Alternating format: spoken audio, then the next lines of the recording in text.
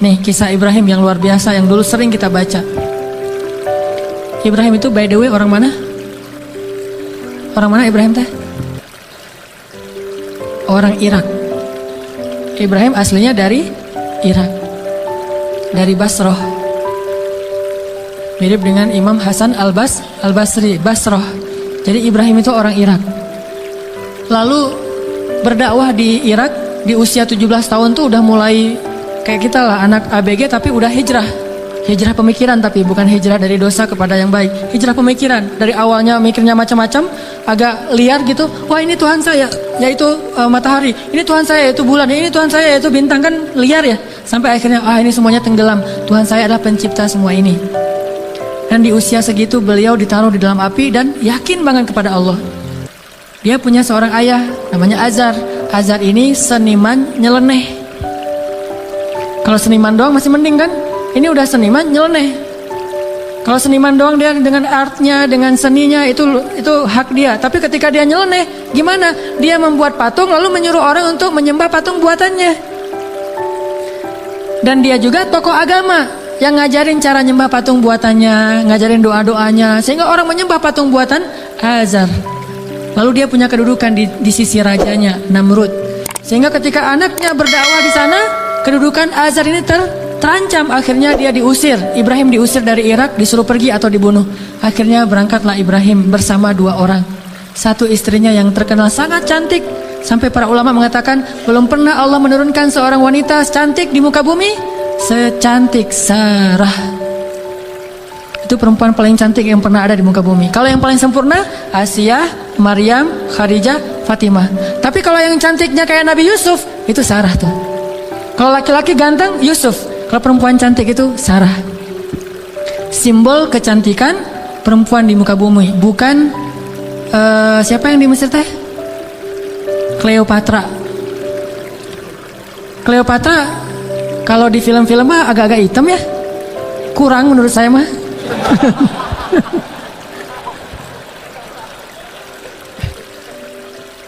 Kalau Sarah itu benar-benar cantik tuh, simbol kecantikan wanita di muka bumi. Nanti kalau punya anak jangan lupa kasih nama Sarah. Sarah. Nah, ditemani oleh Sarah, istri tercantik, dan seorang murid yang kelak juga jadi nabi, namanya Lut alaihissalam. Lut masih muda, masih ABG, baru belajar kepada Ibrahim. Jalan nih bertiga dari Irak menuju ke Palestina. Di tengah jalan lewat Mesir, Raja Mesir jatuh cinta kepada Sarah, namanya juga cewek cantik. Untung nggak ada adegan ngiris tangan kayak Yusuf ya. Ngelihat Sarah, wah gitu, nggak, karena dia bukan nabi. Tapi cantik banget, sampai raja aja yang di Mesir banyak cewek cantik, tapi masih jatuh cinta kepada Sarah. Saking cantiknya Sarah. Begitu tahu Sarah adalah istrinya Ibrahim, akhirnya raja jadi segan, gak berani. Soalnya Ibrahim terkenal dengan kebijaksanaannya, kearifannya, ilmu yang luas. Sehingga lama-lama malah rajanya merasa takjub kepada Ibrahim. Karena tahu ilmu Ibrahim yang sangat banyak. Ini menurut sebagian riwayat. Ini riwayat yang terakhir saya baca, ternyata yang paling kuat. Akhirnya raja ini menitipkan salah satu putrinya kepada Ibrahim yang kita kenal dengan nama Hajar. Ternyata Hajar itu menurut sebagian ulama, ini penelitian terakhir, bukan budak Mesir. Hajar itu putri raja. Raja ini punya puluhan anak dari banyak istri karena mereka tidak ada syariat, tidak ada 1, 2, 3 masna wa thulatsa wa ruba. Adanya asyarah, isyrun, salasun, 10, 20, 30. Istrinya banyak gitu. Sehingga anaknya ratusan. Salah satu di antara anaknya yang perempuan, putrinya namanya Hajar. Dan Hajar ini putri kesayangan Raja Mesir. Dititipin kepada Ibrahim untuk jadi apa? Nyantri di rumah Ibrahim, belajar kebijaksanaan dari Ibrahim. Dititipin nih. Hajar juga cantik, tapi tetap Sarah paling cantik. Berangkat ke Palestina bertiga sekarang, berempat. Ibrahim, Hajar, Sarah, Hajar dan Lut. Sampai di Palestina sekian tahun, Ibrahim gak dikaruniai anak dari Sarah. Akhirnya Sarah karena merasa tidak tega kepada suaminya dan suaminya sangat menginginkan anak laki-laki untuk meneruskan dakwahnya, Sarah nawarin kepada Ibrahim, Kang Ibra, wes, Kang Ibrahimovic kalau orang ini ya, kalau bola teh, Kang Ibra, apa neng? Ini Akang serius mau punya anak? Ya serius satu neng, siapa juga yang gak mau punya anak? Ini mah kalau disundakan. Gimana kalau akang nikah lagi? Ah tuh neng jangan canda tuh neng gitu. Malu-malu gitu ya. Jangan bercanda, udah nggak usah ngomong yang gitu-gitu, nggak lucu. Ini emang nggak lucu kan, serius. Sambil menitikkan air mata ya. Nggak. Terus maksudnya gimana? Gimana kalau dengan Hajar? Hajar udah belajar lama dengan Ibrahim dan udah ketahuan oleh Sarah Hajar ini perempuan yang soleha, yang baik, yang bijaksana, cocok insya Allah untuk Ibrahim dan dia lebih muda jauh. Akhirnya Nabi Ibrahim meminta petunjuk dari Allah. Kalau di kita mah sholat galau teh istikharah. Sholat galau dulu. Kalau dulu Nabi Ibrahim minta petunjuk Allah, akhirnya Allah menyetujui. Ya udah, Sarah udah dapat petunjuk dari Allah. Gimana jawaban Allah? Ya aku sih terserah kamu. Atau aku sih yes, nggak tahu kalau kamu gitu ya. Akhirnya yes, nikah nih sama Hajar. Udah nikah sama Hajar, langsung Hajar mengandung anak Ismail. Maka kami berikan kepada dia Ismail, anak yang ghulaman halima, anak ghulamun halim, anak yang sangat lemah lembut dan cerdas dan perasaannya peka gitu. Itulah Ismail. Sangat sabar. Punya Ismail kecil, namanya calon nabi kan ganteng. Nih by the way lagi ya, nggak ada nabi yang jelek. Semua nabi itu keren. Maka insya Allah dai-dai juga para pewaris nabi harus keren. Ini maksudnya apa sih? Nabi itu semuanya keren gitu ya. Jadi jangan pernah ngebayangin ada nabi yang biasa-biasa aja, tua, jelek. Semua nabi itu keren karena dia dutanya langit. Kita duta produk aja cari artis yang paling keren kan? Apalagi Allah nyari dutanya langit. Keren. Ismail kecil tuh udah luar biasa. Aura kenabiannya tuh udah kelihatan. Sehingga akhirnya membuat Sarah, ini mungkin ada benarnya juga kata orang dulu. Kalau pengen punya anak, maka suaminya suruh nikah lagi, punya anak, nanti kepancing yang pertama akan punya anak. Ternyata Sarah akhirnya hamil juga kan. Nah Ismail kecil, Ibrahim senang banget punya anak laki-laki, digendong-gendong kayak Nabi Muhammad aja, naik ke atas punggungnya, dibawa kemana-mana, dibangga-banggakan kepada orang. Ini anak saya laki-laki, Ismail anaknya Hajar segala macam. Dan banyak tetangga memuji-muji Hajar. Nah ini nih masalahnya bukan di suami istri tapi di tetangga yang bikin istrinya cemburu. Hajar, Sarah mah pasti awalnya niatnya baik, gak akan cemburu. Tapi gara-gara tetangga, Hajar hebat ya, udah punya anak ganteng, mirip banget dengan Hajar gitu-gitu. Akhirnya Sarah kan jadi panas juga lama-lama tuh. Nah wajar, akhirnya Sarah mengusulkan, janganlah tinggal dengan serumah dengan saya udah gak tahan. Hening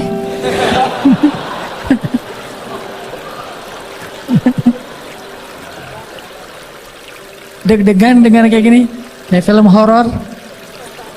Kata Sarah, wahai lupa, bukan wahai, Kang Ibra, Neng teh udah gak tahan serumah sama Hajar. Kenapa tuh Neng? Ya semua tetangga muji-muji Hajar. Aduh apa, Neng teh apa itulah. Oh ya udah, minta lagi petunjuk Allah. Akhirnya Allah kasih perintah. Perintahnya apa? Pindah rumah. Tapi nggak tanggung-tanggung, pindah kota, pindah negara. Dari Palestina ke Saudi Arabia, dulu namanya Bakkah. Wahai Ibrahim, bawa Hajar dan anakmu ke sebuah lembah Bakkah. By the way, perjalanan dari Palestina ke Mekah butuh waktu 2 jam naik pesawat. 2 jam naik pesawat itu kurang lebih dari Jakarta ke Medan atau Jakarta Surabaya. Tapi Ibrahim tidak naik pesawat, tidak naik buruk, tidak naik onta, nggak naik kuda, jalan kaki. Apakah Hajar protes? Kemana Kang Ibra?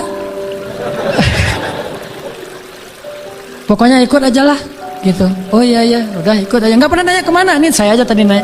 Nggak pernah nanya kemana ya Ibrahim. Nggak. Kata Ibrahim, ya Hajar, dapat perintah dari Allah kita ke lembah Bakkah. Ikut. Ya sami'na wa ata'na. Nggak pernah nanya kemana, nggak pernah naik apa, terus bekalnya gimana, terus nggak ada rest area di mana aja, di kilometer berapa. Nggak, udah aja jalan gitu. Coba bayangin suami bawa istri, kadang-kadang kesasar muter-muter, istrinya langsung, wah papa nggak tahu jalan, pakai ini atuh GPS. Nggak sabar ya. Kalau Hajar enggak, mau naik apa, kemana, sami'na wa ata'na kepada suami. Ini supaya Allah percaya sama Ibrahim dan Hajar. Jalan kira-kira dari dari Jakarta ke Surabaya jalan kaki berapa lama? Atau naik skateboard aja deh. Jalan kaki berapa lama? Tebak aja deh, 1 bulan ya. Perjalanan 1 bulan, gak ada rest area sama sekali. Makanannya apa yang dibawa sebagai bekal? Roti keras yang kalau dimakan itu harus direndam dulu dengan air. Saking kerasnya roti supaya awet gitu. Jadi kalau udah sampai di oasis kecil, Nabi Ibrahim turun duduk bersama istrinya, bersama bayinya, rendam roti dulu sambil ngobrol-ngobrol. Wah, padang pasir. Ya iyalah, apalagi gitu. Direndam nih roti sampai akhirnya rotinya udah agak lembut. Makan, Hajar ngasih ke anaknya. Udah gitu jalan lagi sebulan, bayangin. Nggak pernah nanya kemana sih Ibrahim, ini nyasar kemana sih kita, nggak bawa peta gitu, nggak sama sekali, jalan aja. Sami'na wa ata'na. Begitu sampai di sebuah lembah yang kata Allah, biwadin ghairi dhi zar'in 'inda baitikal muharram. Di sebuah lembah yang tidak ada pohon apapun. Pohon yang di tempat lain di padang pasir aja tumbuh, ini nggak tumbuh sama sekali saking tandusnya. Udah sampai di lembah itu, kemudian Ibrahim mengatakan, disinilah tempat kita, ini rumah kedua kita. Hajar nggak pernah banding-bandingin, rumah Sarah enak tuh di Palestina, kok saya ditaruh di sini? Enggak, udah, oh iya, tinggal di sini teman Ismail. Dan nggak ngomong-ngomong juga, ini gara-gara Hajar, gara-gara Sarah nih. Nggak nyalahin Sarah, nggak nyalahin Ibrahim. Sami'na wa ata'na, buktikan itu biar Allah percaya sama kita. Kalau Allah percaya, Allah nggak akan ngecewain kita. Sami'na wa ata'na, ya Ibrahim, ya, tinggal di situ aja. Baru 3 hari tinggal di situ, akhirnya Ibrahim mengatakan di satu pagi, ya Hajar, aku harus kembali ke Palestina. Baru di situ Hajar tanya, setelah sebulan gak nanya apapun, taat aja. Baru ketika mau ditinggal di lembah yang gak ada air sama sekali, cuma ada air di dalam tempat dari kulit yang mereka punya, dan itu hanya bertahan 1 hari lagi. Tiba-tiba Ibrahim bilang mau pergi ke Palestina lagi. Baru di situ Hajar bertanya dengan lembut sekali, ya Ibrahim, kenapa kamu meninggalkan kami di sini? Nanyanya gitu. Mendengar pertanyaan ini, Ibrahim gak tega dan langsung pergi. Gak menjawab, gak ngelihat, pergi aja. Melihat suaminya pergi, anaknya lagi digendong, Ibrahim Hajar gak pernah mengatakan, kamu tega sama saya? Kalau kamu tega sama saya, minimal jangan tega dong sama bayi saya. Sinetron banget ya. Ini sama bayi saya nih, bayi kita Ibrahim. Ini hasil cinta kita berdua gitu kan. Enggak sama sekali, enggak baper lah. Iman tuh mengalahkan baper. Ya Ibrahim, kenapa engkau tinggalkan kami di sini? Cuma sesingkat itu pertanyaannya, lembut lagi tuh, dan enggak marah-marah. Pokoknya kalau kamu pergi jangan balik lagi. Enggak gitu.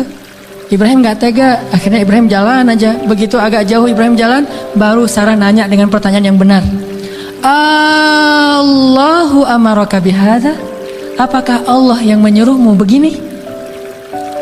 Allah, jadi kalau A-nya panjang itu artinya apakah Allah. Kalau Allahnya pendek berarti Allah aja. Jadi kalau kita azan jangan Allahu Akbar, Allahu Akbar. Apakah Allah Maha Besar? Itu salah ya. Makanya A-nya jangan kepanjangan, kecuali bertanya Allah, A itu apakah. Makanya Hajar bilang Allahu amaraka bihadza, apakah Allah yang menyuruhmu begini ya Ibrahim? Baru Ibrahim berhenti dan mengatakan ya. Ini setelahnya kalimatnya powerful banget. Apa kata Hajar? Idzan la yudayyi'anallah. Kalau gitu pergilah wahai suamiku, Allah nggak akan mengecewakan kami. Coba. Baru Allah percaya sama Hajar. Kalau gitu pergilah suamiku, Allah nggak akan mengecewakan kami. Jadi kita, papa pergi dulu ya. Papa baru datang pergi lagi.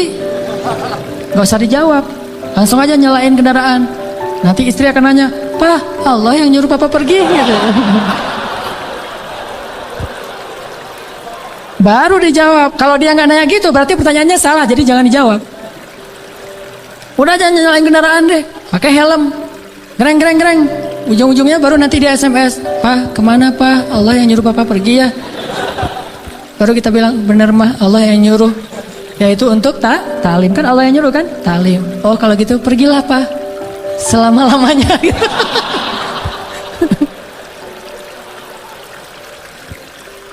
Allah nggak akan mengecewakan kami, kata Hajar teh. Idzan la yudayyi'an Allah. Kalau gitu Allah tidak akan mengecewakan kami. Itu kata kuncinya tuh. Dan itu nggak ngomong dengan gombal ke Allah. Allah Maha tahu isi hatinya Hajar radhiyallahu anha. Makanya Allah percaya banget sama Hajar. Akhirnya pergilah Ibrahim. Nggak ngomong, ya suamiku jangan lupa kirim SMS ya. Udah sampai di mana kan khawatir gitu. Jangan lupa kirimin bekal setiap bulan 10 juta aja, nggak usah banyak-banyak.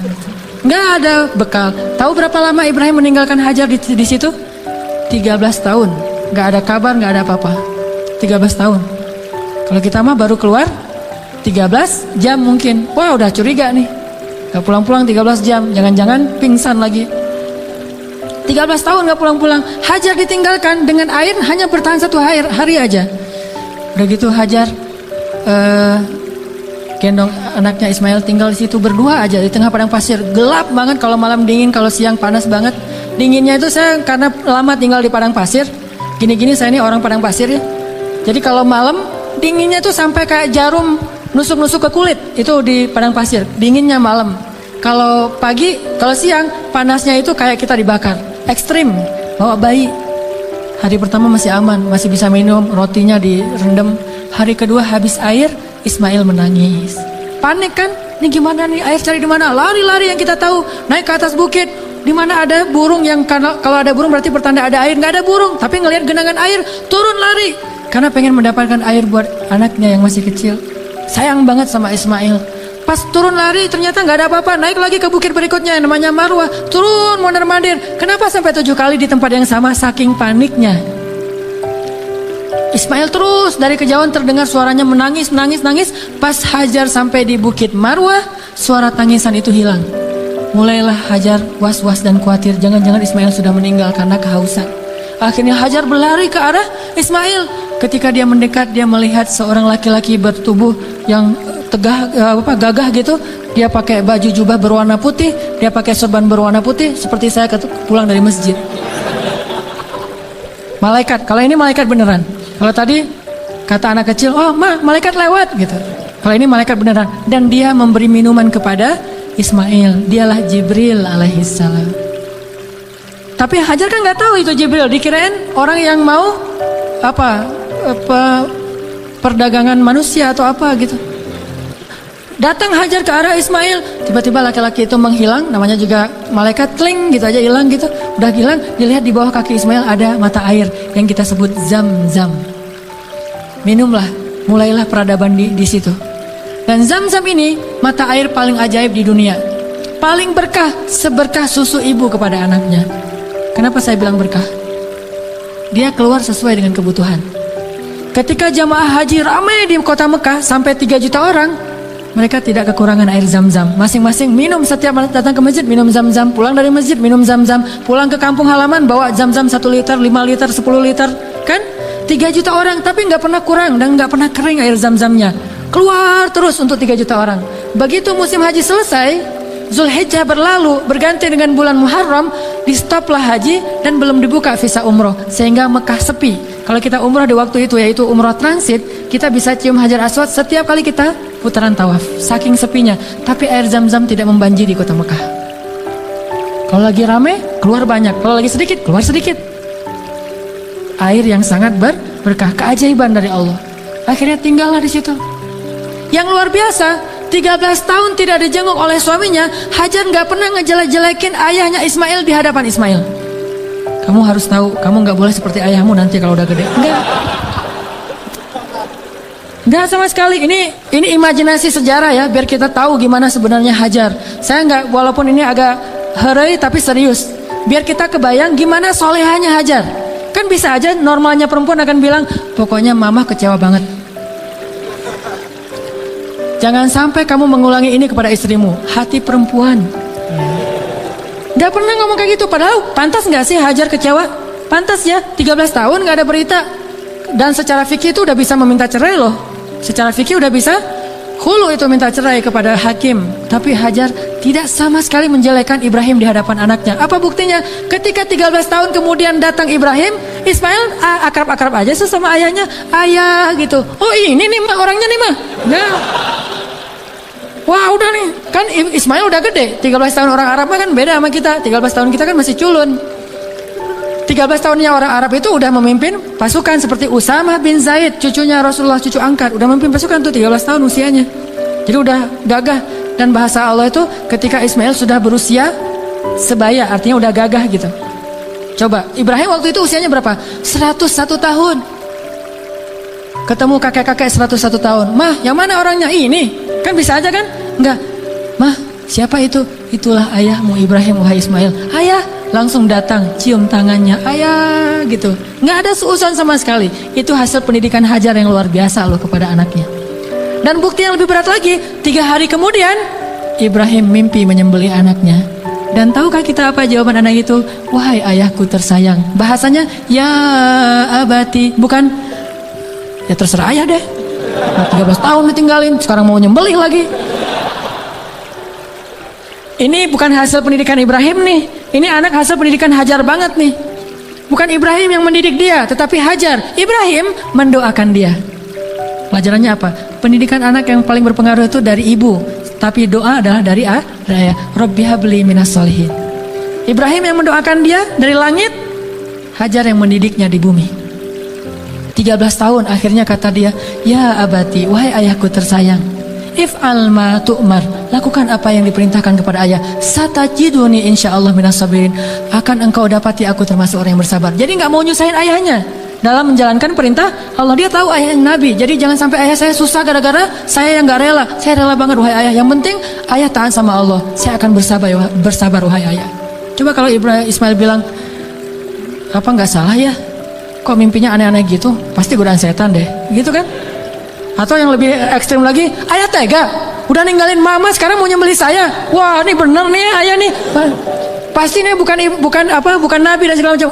Enggak marah-marah sama ayahnya, udah aja sami'na wa ata'na. Ismail lah gitu, anak seorang siddiq, anak seorang ibu yang siddiqah, anak seorang ayah yang siddiq, dan melahirkan anak juga yang siddiq.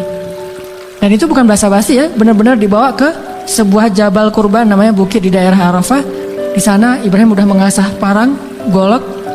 Ketika ngeliat golok, Ismail nggak bilang, ternyata serius ya, kirain tadi main-main gitu. Enggak, serius. Ismail tahu, udah ditidurkan Ismail. Sebelum ditidurkan Ismail curhat dulu sama ayahnya, ya ayah, ya abati. Abati itu panggilan lembut. Kalau yang biasa ya abi. Jadi kalau kita bilang abi itu biasa. Kalau mau lebih lembut, abati itu lembut banget. Wahai ayahku tersayang, ya abati. Supaya ayah tidak berat hati dalam melakukan perintah ini, tolong tutuplah wajah saya, biar ayah nggak ngelihat wajah saya, takut kasihan. Oh ya, ditutup. Wahai ayah, tutup tubuh ayah dengan kain supaya darah saya tidak mengenai baju ayah dan dilihat oleh ibu, nanti ibu jadi sedih. Ditutup. Wahai ayah, sampaikan salam saya ke ibu, saya sayang sekali kepada ibu. Coba gimana hati seorang ayah? Terakhir, ayah, tajamkan pisau itu supaya memudahkan saya. Berarti yakin banget kan? Gak ada sama sekali kepikiran oleh Ismail, tenanglah ntar diganti dengan domba. Gak kepikiran. Itu mah kita yang udah yakin karena udah baca buku. Dan salah lagi baca bukunya. Buku yang kita baca tuh Ismail tiba-tiba berubah jadi domba. Terus Ismailnya kemana? Kan gitu kan bukunya? Padahal gak gitu. Ismailnya dibangunkan, dombanya keluar dari bukit terus disembelih. Bukan Ismail berubah jadi domba, tetap aja anaknya.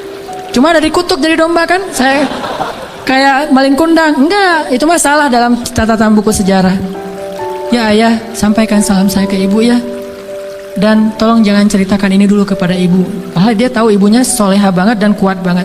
Akhirnya ditaruhlah golok itu di leher Ismail.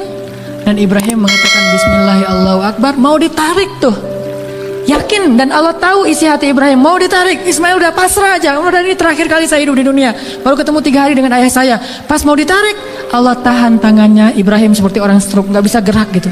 Baru Allah berfirman, ya Ibrahim, qad saddaqatar ru'ya, engkau sudah membenarkan perintah. Allah udah percaya sama Ibrahim sekarang. Ditahan. Akhirnya kata Allah, angkat Ismail. Ini adalah balaun mubin. Inilah ujian yang berat untuk melihat siapa yang benar-benar beriman. Gitu cara Allah percaya sama kita. Lewat ujian hidup kita, lewat masalah-masalah kita. Apakah kita masih yakin sama Allah? Sampai ke titik darah penghabisan masih yakin sama Allah? Justru di titik itulah nanti Allah percaya sama kita. Allah ganti semua musibah itu sebagai rahmat. Allah kasih dia seekor domba yang sangat besar, dan kelak itu menjadi syariat yang sangat indah bagi kaum muslimin.